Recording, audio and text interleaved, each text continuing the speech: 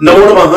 विष्णु त्रिवेदी नाथावाला सबसे पहले प्रेम विवाह किस देवता का हुआ और किस पुराण में इसका वर्णन है, तो मैं पूरा बात बता देता हूं। 2022 में किन किन का, किन राशियों का प्रेम विवाह का योग बन रहा है और किस शास्त्र के अनुसार आप क्या करें तो आपका विवाह इसी साल 2022 में हो जाएगा। तो बात कर लेते हैं भागवत पुराण की।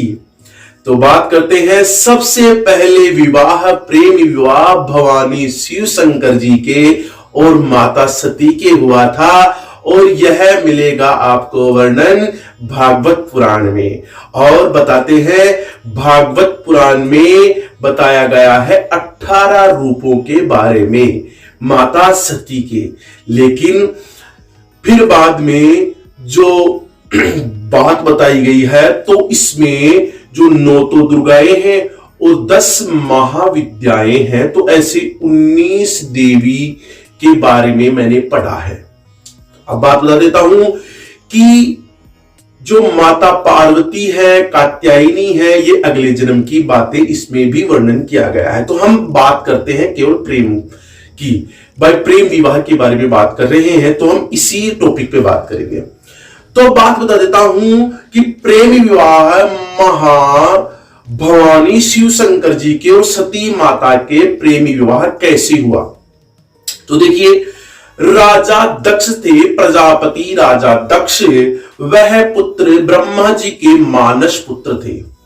इनकी पुत्री थी सती देवी, सती माता। अब बता देता हूं कि जो राजा दक्ष थे उनकी पत्नी का नाम, एक का नाम था प्रसूति, एक का नाम था वीरणी। तो प्रसूति के यह सती माता हुई थी। अब क्या हुआ, सती माता एक बार भवानी शिव शंकर जी के दर्शन कर लिए थे तो इनको वह भागे और वह मन ही मन भवानी शिव शंकर जी को अपना पतिदेव मान लिया था। मैं बताऊंगा लास्ट में, पूरा वीडियो देखिए कि इन्होंने क्या क्या उपाय किया था जिससे इनका विवाह हुआ था। तो फिर आगे बात करते हैं कि भवानी शिव शंकर जी को भी यह पसंद आ गया था और माता सती और भवानी शिव शंकर जी का विवाह हुआ। शिव शंकर जी ने क्या किया यह भी मैं आपको बताऊंगा। अब आगे बात होता है, पूरा वीडियो देखिए। अब बात करते हैं कि माता सती और भवानी शिव शंकर जी का विवाह हुआ, लेकिन राजा दक्ष को यह पसंद नहीं थे भवानी शिव शंकर जी, क्योंकि भस्म धारण करते थे और यह जो कमंडल सांप नाग नागिन के ये बूथों के देव हैं, कालों के काल है, महाकाल है, इनका रूप सुंदर नहीं लगा उनको, जटा बना रखी है। तो दक्ष को इतने अच्छे नहीं लगे ये राजा दक्ष को, तो इनको पसंद नहीं आ रहे थे। लेकिन माता सती इनको अपना पति मान ली थी, इसलिए इन्होंने विवाह किया। अब इस कारण राजा दक्ष ने एक महायज्ञ किया, उसमें अपने दामाद मतलब भवानी शिव शंकर जी को और अपनी पुत्री सती माता को वह नहीं बुलाए। लेकिन माता सती ने भवानी शिव शंकर जी के पास गई और कहती है कि हे भवानी शिव शंकर जी, मेरे पास 10 महाविद्याएं हैं और इनके रूप हैं, इनका यज्ञ में आह्वान भी होगा और मेरे को वैसे जाना भी चाहिए, मेरे पिताश्री हैं। तो भवानी शिव शंकर जी ने एक बार तो मना किया, लेकिन माता ने विवश कर दिया, इसलिए उन्होंने अनुमति दे दी। भवानी शिव शंकर जी की अनुमति लेकर वह यज्ञशाला में गई तो राजा दक्ष ने माता सती को कुछ बात कही, सती माता के बारे में कही, अच्छी बात तो नहीं कही होगी। फिर बाद में कालों के काल, महाकाल, यमराजों के यमराज, त्रिलोकी के सबसे ताकतवर और मतलब जो मनुष्य को मृत्यु देते हैं, भस्म कर देते हैं, उनके बारे में उन्होंने भला बुरा कहा। तो माता सती ने सोचा कि मैं एक तो मेरे पति को विवश करके आई और अनुमति लेके आई, और ये मेरे पिताश्री क्या कह रहे हैं, मैं तो अधर्म कर दिया, अन्याय कर दिया। तो माता उस हवन कुंड में ही अपनी बलि दे दी और उसमें ही कूद गई और अपने प्राण त्याग दिए। तो भवानी शिव शंकर जी ने देखा, भाई क्या बात हुई, इतना समय हो गया, आए कैसे नहीं है। तो वीरभद्र जी को वो भेजे, भवानी शिव शंकर जी। तो वीरभद्र जी को पता चला कि यज्ञ तो भंग हो गया, सब कुछ भंग हो गया, सब चले गए, सब दौड़ रहे हैं, कोई छुप रहा है, कोई कहां छुप रहा है कि महाकालों के काल आ गए, अब तो बहुत बुरा होगा।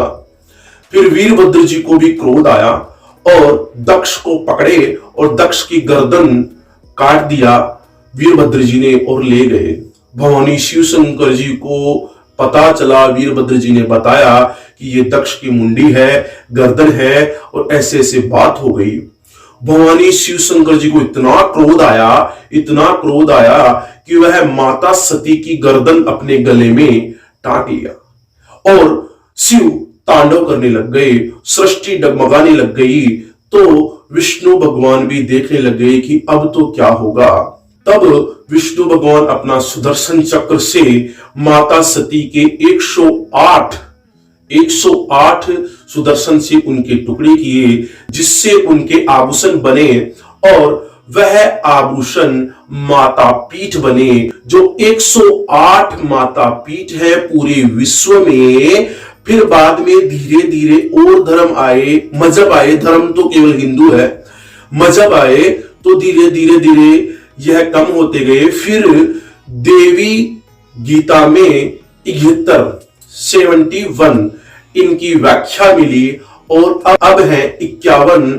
तो जो ये माता की पीठे हैं वह 51 पाकिस्तान में मिलेगी, आपको बांग्लादेश में मिलेगी, श्रीलंका में मिलेंगी और भारतवर्ष में भी आपको यह पीठे मिलेंगी। और 108 में से अब 51 पीठ ही रही है। धीरे धीरे अब ये भी कम होते जा रही है, तो हम संकट में हैं। खैर ये बात दूसरा टॉपिक है ये। तो अब बात करते हैं प्रेमी विवाह की। तो कुंडली में देख लीजिए प्रेमी विवाह किस किस राशि का बन रहा है। तो आइए कुंडली की ओर देख लेते हैं। देखिए कुंडली में 13 अप्रैल को बृहस्पति जो गुरुदेव हैं वह आएंगे 13 अप्रैल को। अब क्या होगा, इस महीने में ही 27 दिन चलते हैं शुक्र ग्रह, 54 दिन चलते हैं मंगल ग्रह। ये 3 ग्रह ही आपका विवाह का योग बनाते हैं, लेकिन शुक्र ग्रह प्रेमी विवाह का योग बनाते हैं। अब बात करते हैं कि जब ये आ जाते हैं तब किन किन राशियों का विवाह का योग प्रेम का होगा। तो इसमें है कर्क राशि, कन्या राशि, वृश्चिक राशि और धनु राशि का विवाह प्रेम का होगा। और विवाह का योग भी बन रहा है। अब शुक्र है वह सिंह राशि को भी प्रेमी विवाह का मौका देगा कि आपका भी विवाह हो। फिर धनु राशि है जो 9वीं राशि है, इनको भी शुक्र मौका देगा कि आप भी प्रेम विवाह कर सकते हैं। ये प्रेम करते हैं तो प्रेम विवाह कर सकते हैं। ऐसे अब मैं बताता हूं कि विवाह करना चाहते हैं आप, आपका विवाह में विलंब हो रहा है तो क्या करें, और प्रेम विवाह करना चाहते हैं तो क्या करें। तो देखिए शिव शंकर जी ने क्या किया था और आप क्या करें। पुरुष लड़कों के लिए बताता हूं। देखो हल्दी की गांठ लीजिए, ले लिए, हल्दी की गांठ ले लीजिए और आंवले का पेड़ होता है, आंवले के पेड़ के नीचे गाड़ दीजिए और जल चढ़ाइए, क्योंकि शुक्र ग्रह ही आपका प्रेम संबंध बनाएंगे और पुरुष का बृहस्पति भी है जिससे आपका विवाह का योग बनेगा। फिर आप उस शुक्रवार को जल चढ़ाएं, फिर अगले शुक्रवार तक आप जल चढ़ाते रहें। शुक्रवार को जल चढ़ा दिए, अगले शुक्रवार को आप जल चढ़ा रहे हैं, तब वह जो ये है बृहस्पति का जो आपने हल्दी, साबुत हल्दी गाड़ी है उसको निकाल लें और फिर उसको मंदिर में चढ़ा के आ जाए भवानी शिव शंकर जी को और प्रार्थना करें मेरा विवाह है, हो जाए 2022 में हो जाएगा भाई साहब आपका विवाह 100%, शास्त्र में वर्णित है। फिर लड़की क्या करे? फिर लड़की क्या करे? लड़की को क्या करना है, 5 आंवले होते हैं, 5 आंवले वो ले ले और नहा धो के स्नान करे। फिर भवानी शिव शंकर जी का भी ध्यान करे, ऐसा वर हो, मेरे को भी ऐसा वर प्राप्त हो, सुयोग्य हो, तेजस्वी हो, तेजस्वान हो, सूर्य के समान समाज में प्रकाशवान हो, जिसकी प्रतिष्ठा बनती है, जो सरकारी नौकरी में हो या व्यवसाय में इतना अच्छा हो, बोलने में दक्ष हो, मतलब ताकतवर हो, किसी सेना में सैनिक हो, किसी सिविल लाइन में हो, पुलिस लाइन में हो, अध्यापक हो, कोई भी आपकी जो भी इच्छा है वह सोचे और वह आंवले प्रति आप शुक्रवार को या सोमवार को, महिलाएं है ना, वह माता दुर्गा देवी के अर्पित करें, मां दुर्गा के समर्पित करें, चढ़ावें। तब आपका विवाह का योग बहुत ही जल्दी बनेगा। और यदि आपके आंवले का पेड़ ही है, यदि आपके आंवले का पेड़ ही घर पर है, तो वहां शुक्रवार से प्रारंभ करें जल चढ़ाना, शुक्रवार होरा में। फिर शुक्रवार होरा में आप जल चढ़ाएंगे ना, तो फिर माता पार्वती से भी प्रार्थना करें कि मेरा विवाह जल्दी से हो, तो आपका विवाह भी जल्दी से हो जाएगा और प्रेम विवाह भी हो जाएगा, जिसे आप पसंद करते हैं। आपको वीडियो अच्छी लगी हो तो लाइक करें, शेयर करें और चैनल को भी सब्सक्राइब करें, जिससे आपके लिए मैं अच्छी विवाह के बारे में, और भी मेरे पास बहुत बातें हैं लेकिन वीडियो में बता नहीं पाते हैं क्योंकि लंबा वीडियो हो जाता है। अतः आप शेयर सबको करें, कोई रिश्तेदार हो, कोई जानकार हो, कोई मित्र हो, वह विवाह में उनके बच्चा का विलंब हो रहा है, बच्ची का विलंब हो रहा है, तो हमारे से संपर्क करें। तुरंत आप व्हाट्सएप भी कर सकते हैं, आप YouTube पर मैसेज करें, आपको तुरंत YouTube पर जो कमेंट है उसमें ही समाधान मिलेगा। और यदि आप व्हाट्सएप करना चाहते हैं तो उसका आप चार्जेबल होगा, वह ऑफिशियल है। नमो नमः, विष्णु त्रिवेदी नाथावाला।